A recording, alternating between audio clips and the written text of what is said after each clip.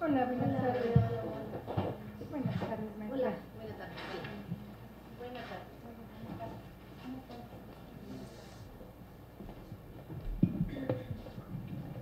Maestra, muy buenos días. No, ya tardes. Sí, muy buenas tardes. Buenas tardes. Esta es la segunda parte del proceso de la selección de la persona titular de la Fiscalía de Feminicidio. Esta es la parte que tiene que ver con las entrevistas, como usted sabe. Antes de empezar, le voy a decir que a nombre de la Fiscalía General de Justicia de la Ciudad de México y de la Fiscal General le agradecemos su participación en este proceso. Gracias. En cumplimiento al numeral séptimo de la convocatoria emitida, vamos a proceder al tiempo de las entrevistas con la siguiente metodología. La primera parte comprende la realización de 7 preguntas, las cuales corresponden a criterios de evaluación que se aprobó por la misma comisión evaluadora. Estos rubros son competencias directivas, plan de trabajo, sistema penal acusatorio, diligencias de investigación y unidad de análisis de contexto, criminalística o investigación criminal, derechos humanos y perspectiva de género y atención a víctimas. Tendrá hasta 3 minutos para contestar cada pregunta. Posteriormente entramos a la segunda etapa. Usted va a seleccionar un caso ciego y vamos a hacerle preguntas, toda la comisión, para hacer el análisis del caso y cómo usted lo resolvería. En eso consiste el proceso y si no tiene inconveniente nos vamos a presentar. Gracias. María Severina Ortega López, Coordinadora General de Servicios Periciales. Buenas tardes. Buenas tardes, bienvenida. Nelly Montalegre, su Procuradora de Atención al Cliente. Gracias, buenas tardes. Rosario Novoa Peniche, Coordinadora General del Instituto de Formación Pericial. No, profesional. Gracias. Nayeli Ortiz, asesora de la Fiscal en materia de género. Gracias. Solo si me permiten, me faltó tomar una pluma.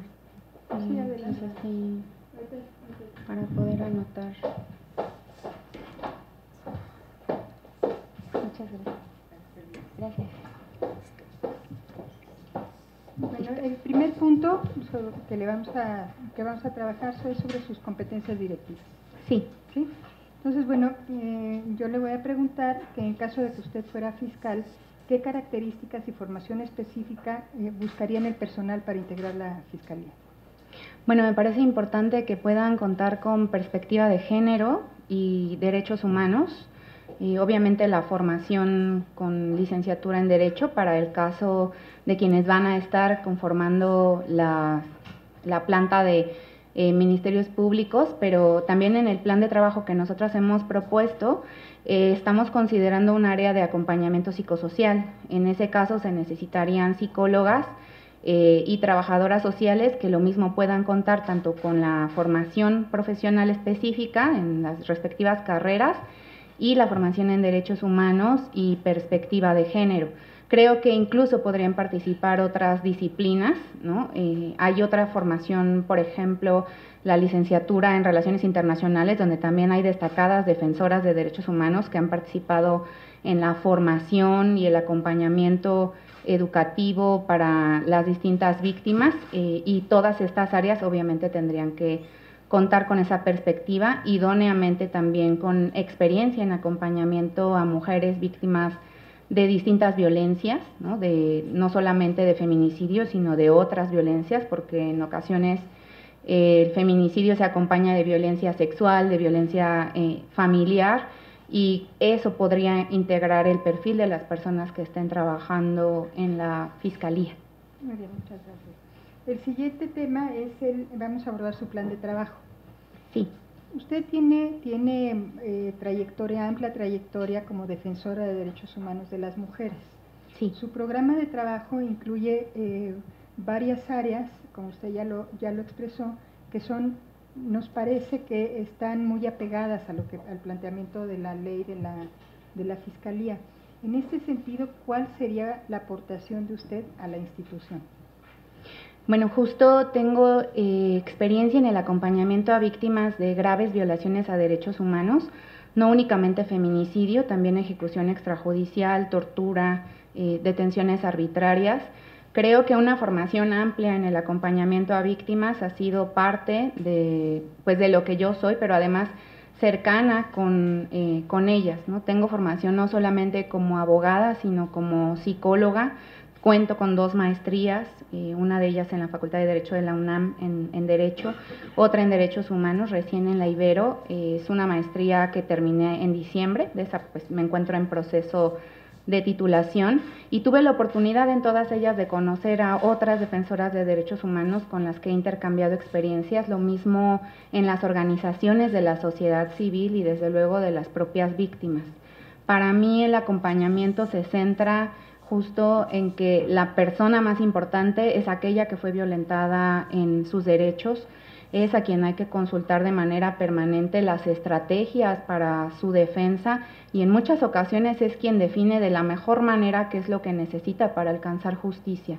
Si nosotras tenemos ese oído atento, esa escucha, si partimos del principio de que no estamos ni debemos suplantar a las víctimas, como en otras ocasiones ocurre, entonces me parece que haremos un acompañamiento adecuado de acuerdo a sus necesidades, ¿no? Y que además tiene que hacerse en colaboración con otras personas. Definitivamente, pues la tarea que me propongo afrontar no es una tarea que pueda resolver solo una persona, pero sí se necesita una persona que esté segura y que tenga además todas las capacidades, y no solo eso, sino la esperanza y la convicción de que podemos revertir la situación a la que hemos llegado. Muy bien.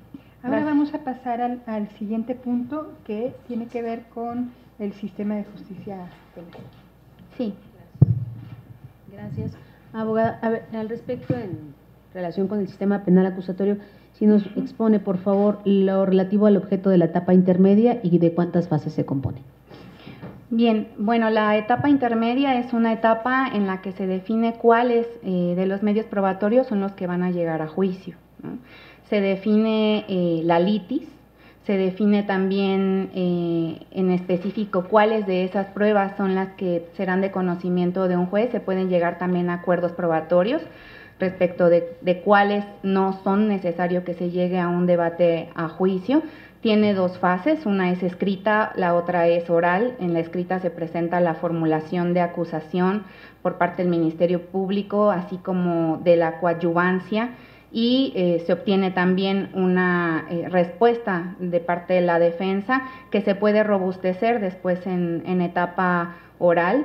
En ocasiones es una etapa además que se extiende, a mi parecer, demasiado, porque aún no se ha armonizado el recurso de amparo, su interposición respecto del procedimiento de justicia acusatorio adversarial, lo que retrasa que las víctimas y en general todas las partes, porque todas tienen derecho a una justicia pronta, accedan a un juicio, a un procedimiento abreviado, que también puede ser parte de esta etapa, el acuerdo del procedimiento abreviado, aunque generalmente en mi experiencia las madres de víctimas de feminicidio no acceden a estos procedimientos, sino que buscan que las personas sean enjuiciadas, y generalmente también quienes han perpetrado estos delitos apuestan a la impunidad, por lo que tampoco optan por los procedimientos abreviados.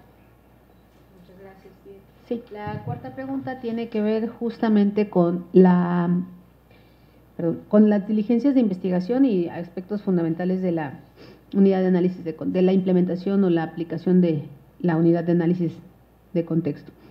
Al respecto, le quiero consultarle cuáles son aquellas diligencias y técnicas de investigación que resultan básicas en la investigación de un feminicidio, atendiendo al protocolo de investigación ministerial, policial y pericial. Bien, una de ellas que es muy importante es la necropsia. En distintos casos de feminicidio, los médicos que realizan la necropsia no acuden al lugar y eso perjudica que después se pueda alcanzar justicia. Es importante que esta necropsia se realice con perspectiva de género, que las médicas y los médicos que van a realizarla acudan al lugar del hallazgo, al lugar de investigación, si queremos verlo de esa manera, donde se encuentra el cuerpo sin vida de las mujeres. También es fundamental los análisis de criminalística, para determinar tanto cuál pudo haber sido la mecánica en la que ocurrieron los hechos o determinar si es necesaria una reconstrucción, la recolección de indicios, el análisis de huellas dactilares, el análisis genético también, pero sobre todo en el feminicidio, que es lo que lo distingue de la investigación del homicidio y que es la debida diligencia reforzada, es que se deben analizar las cavidades en el cuerpo de las mujeres, porque generalmente hubo violencia sexual, se presume que haya habido violencia sexual. El raspado de uñas también es súper importante para poder detectar si hubo maniobras de defensa, lucha o forcejeo de las víctimas, que también nos hace presumir, evidentemente, de que hubo violencia previa. También para la investigación de los feminicidios, las periciales en materia, las periciales sociales, con las que en ocasiones se ha podido también acreditar que estos ocurrieron, como la pericial en materia de antropología, de trabajo social, de psicología, con perspectiva de género, pueden acreditar también los contextos de violencia previos que llevaron al feminicidio de las mujeres, ¿no? Estos son la violencia en el hogar, la violencia física, la violencia económica. Otro tipo de violencia es la violencia psicológica o patrimonial, que es importante acreditar. Lo mismo con las lesiones infamantes que se perpetran sobre los cuerpos de las mujeres, se pueden acreditar a través de la pericial antropológica, porque ahí hay violencias simbólicas que es importante destacar, que son las que prueban las razones de género, específicamente la discriminación, el desprecio por la vida de las mujeres que llevó a estos hombres a privarlas de la vida. Sí. Gracias. Una pregunta muy concreta. Sí.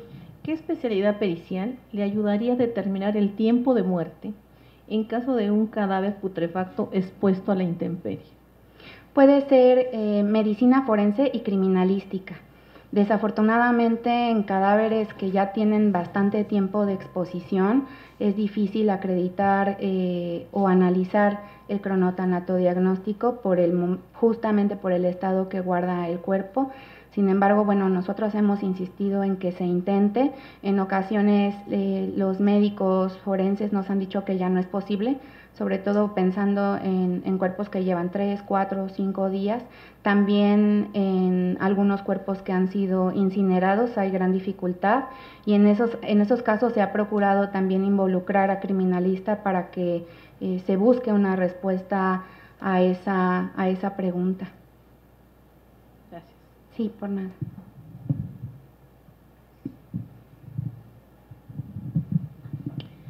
En caso de que usted fuera elegida como fiscal, ¿qué acciones innovadoras implementaría para garantizar de forma integral los derechos de víctimas, particularmente de niñas y niños?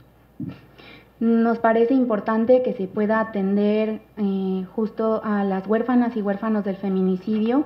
Ha ocurrido en diversas ocasiones que acompañamos a las madres a las diligencias y están en brazos con sus hijos, incluso las abuelas. No hay lugares, no hay instalaciones adecuadas y dignas para la atención de las víctimas, considerando también a niños y niñas. Eso no lo hay.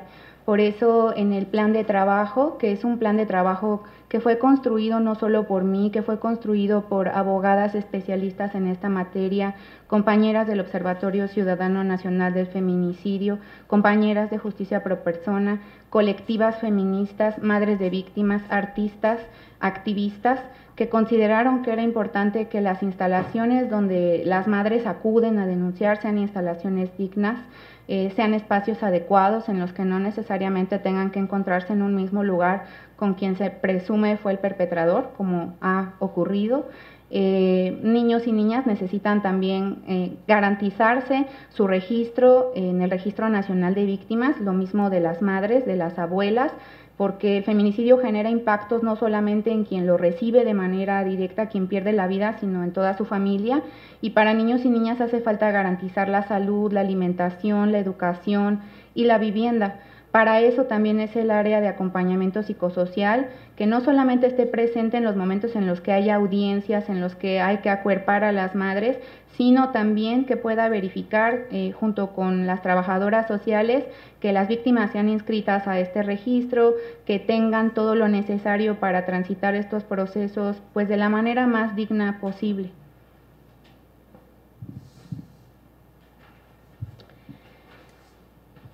¿Cómo le haría en todo caso en su equipo de trabajo para que las investigaciones fueran libres de estereotipos de género?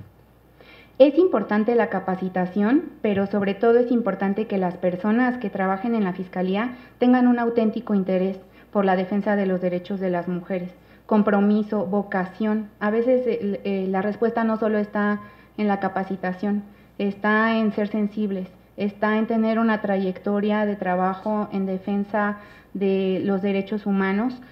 Creo que además es importante que se puedan hacer de manera constante seminarios internos de análisis de casos, intercambio de experiencias entre las personas que están trabajando ahí. De pronto parecen casos aislados, quien lleva una carpeta de investigación, no hay una manera formalizada en la que uno y otro Ministerio Público, de todos quienes están en las agencias, puedan intercambiar estas experiencias y estas buenas prácticas para robustecer las carpetas de investigación.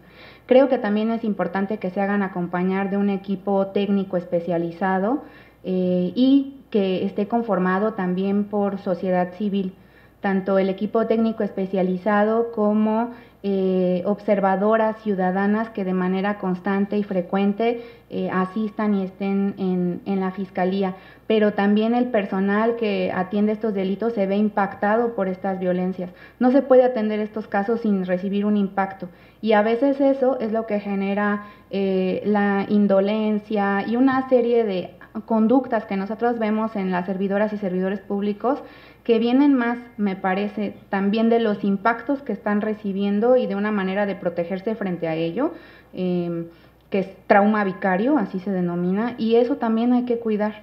Hay que cuidar, creo que es importante de manera cotidiana también tener esas atenciones psicológicas, artísticas, de esparcimiento, y que las pueda garantizar la institución para las personas que trabajan ahí. Lo mismo que pues se corresponda también el ingreso que estas personas tengan con el trabajo que están haciendo. Bueno, ahora vamos a pasar ya a la segunda parte del ejercicio. Sí. Le vamos a pedir que tome un caso ciego para poder, yo se lo voy a leer y para que lo analicemos. Muy bien, entonces lo tomo. Sí, por favor. Sí. Sí, que lo escojas.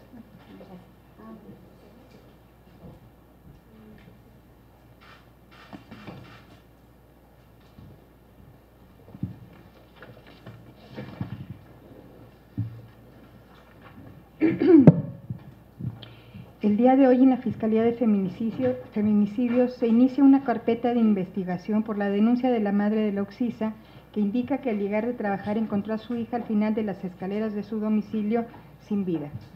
De las intervenciones periciales de criminalística se desprende que la víctima murió a causa de un traumatismo cráneoencefálico por precipitación, la cual no fue causada por terceras personas, además de que la víctima presenta un grado de alcoholemia, que pudo haber permeado en su habilidad motriz y que esto pudo haber provocado que ella perdiera el equilibrio. Las y los asesores jurídicos de las víctimas indirectas solicitan peritajes sociales para acreditar que la víctima se encontraba inmersa en una situación de violencia por parte de la pareja, resultando que los peritajes sociales efectivamente evidencian una violencia familiar ejercida por su pareja.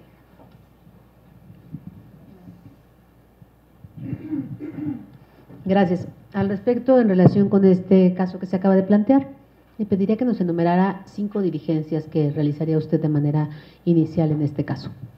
Gracias. Sí. Bueno, pues es importante solicitar los videos para saber qué personas estaban con esta mujer en su hogar al momento en el que ocurrieron los hechos. También han sido fundamentales para el esclarecimiento de otros hechos. El raspado de uñas para ver si hubo maniobras de defensa o forcejeo. Es importante además Ahora tenemos una tesis de la Suprema Corte de Justicia en el caso Carla Póntigo. El año pasado se determinó justo que las muertes violentas de mujeres derivadas de aparentes accidentes se tienen que iniciar por la línea de investigación de feminicidio, y eso implica justo que se agoten todas estas. Lo mismo que el análisis médico forense para el estudio de las cavidades, ¿no? Para ver si hubo violencia sexual o se puede presumir que hubo violencia sexual. Será importante también estudios de genética, obviamente recabar las testimoniales de su familia, de sus allegados, que seguramente, como se menciona acá, si ya hubo peritajes sociales, se tendría que haber hecho también esas diligencias, porque son quienes pueden además referirnos qué personas podían haber estado con ella y qué pudo haber ocurrido en esos hechos. Será importante recabar indicios en el lugar a través de las periciales en materia de criminalística, y poder hacer una reconstrucción de hechos para saber de qué manera pudo haber ella caído de las escaleras, si hay algún objeto, si el traumatismo que presenta se corresponde con el borde de las escaleras o con algún otro objeto que se encuentre en el lugar, en la casa, y que pueda tener incluso todavía alguna muestra biológica que sea posible recabar. Evidentemente, lo idóneo sería que también se hiciera una certificación médica de las personas, de los familiares que estaban con ella en ese momento, principalmente, presumiblemente, su pareja, si es que la había, ¿no? Esposo o novio. Creo que serían de las diligencias que se podrían hacer, que tendrían que hacerse, e inmediatamente, desde luego, integrar lo necesario para girar la orden de aprehensión correspondiente. Bajo lo que usted nos acaba de plantear, es decir, ¿por qué delito iniciaría entonces esta carpeta? Por feminicidio. Feminicidio, muy bien. ¿Y cuál sería en la intervención de los peritajes sociales el planteamiento que usted daría hacia la unidad de análisis de contexto? ¿Qué le pediría a la unidad? Los peritajes sociales tendrían que ser antropológico, de trabajo social y psicológico. Se tendría que analizar en la unidad de análisis de contexto en dónde está ocurriendo este feminicidio. Hay delegaciones que presentan mayor incidencia, Iztapalapa es una de ellas. Creo que también justo ese contexto de violencia puede ayudarnos a saber dónde hay que incidir más. Desde luego hay feminicidios que son cometidos por miembros de la delincuencia organizada. Este parece ser un feminicidio íntimo, pero de todos modos tendría que descartarse si hay o no participación de otros actores en la perpetración del hecho.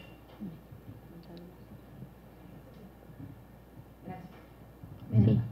En este caso, en concreto, ¿me podría decir cuáles son las intervenciones periciales que usted pediría para el lugar, para la víctima o para testigos? Para el lugar incluso se puede utilizar luminol, por ejemplo. Es importante revisar si hubo otras maniobras, si hay sangre en el lugar a través de perito fotógrafo, perito en video para que se graben estas diligencias, perito en materia de genética, perito médico, perito criminalista. Sobre todo fotografía y criminalística son súper importantes, deben estar siempre presentes.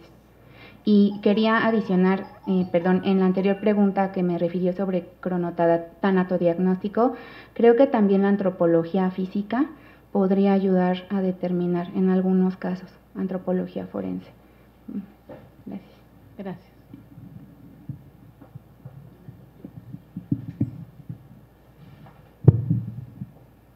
En este caso, si la víctima hubiera dejado hijas e hijos, ¿de qué manera garantizaría no solamente la perspectiva de género, sino intercultural en el acceso a la justicia para las víctimas? Bueno, es importante atender al principio de interés superior de la niñez. En ocasiones, niñas y niños han sido además testigos de los hechos, y para eso debe haber psicólogas capacitadas para la intervención y para tomar las entrevistas a niñas y niños. Actualmente no hay espacios adecuados, tampoco hay personal de psicología suficiente o con perspectiva de niñez.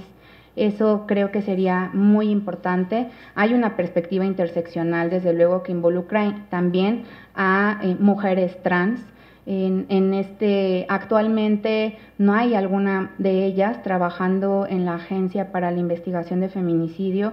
Yo creo que es importante que si queremos garantizar que haya perspectiva interseccional, deben estar trabajando también quienes de ellas quieran acompañarnos en esta tarea en la Fiscalía. La perspectiva interseccional involucra también el contexto social, la condición económica de las personas, si son de origen indígena o no, si hablan alguna lengua, si son extranjeras o no. Todas esas características de los sujetos deben considerarse y desde luego involucrar en esos casos también a las personas que han venido trabajando en esos temas, tanto de organizaciones de la sociedad civil como de la Procuraduría para la Defensa de los Derechos de Niñas, Niños y Adolescentes, que ahí tendría una tarea importante para complementar el trabajo nuestro.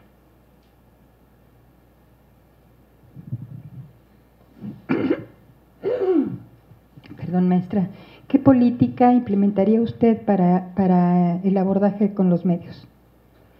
Se tiene que cuidar la imagen de la víctima. Lo que se va a comunicar debe ser siempre, primero, de conocimiento de las familias y debe ser con su anuencia. Incluso tratándose de comunicaciones que una pensaría que son comunicaciones generales en la que no se van a dar detalles, hay veces en que las familias se sienten ofendidas. Entonces, la comunicación social debe ser siempre en comunicación con las familias. Hay que cuidar que las fotografías pues estén además bajo el cuidado de ministerios públicos, que peritos y peritas no las filtren a medios de comunicación, que si esto se hace se investigue y se sancione a la persona que lo realizó, e interponer además las denuncias correspondientes ante servidores públicos, porque para garantizar los derechos de las víctimas pues también se deben responsabilizar las personas que están a cargo del cuidado de la imagen y de la comunicación.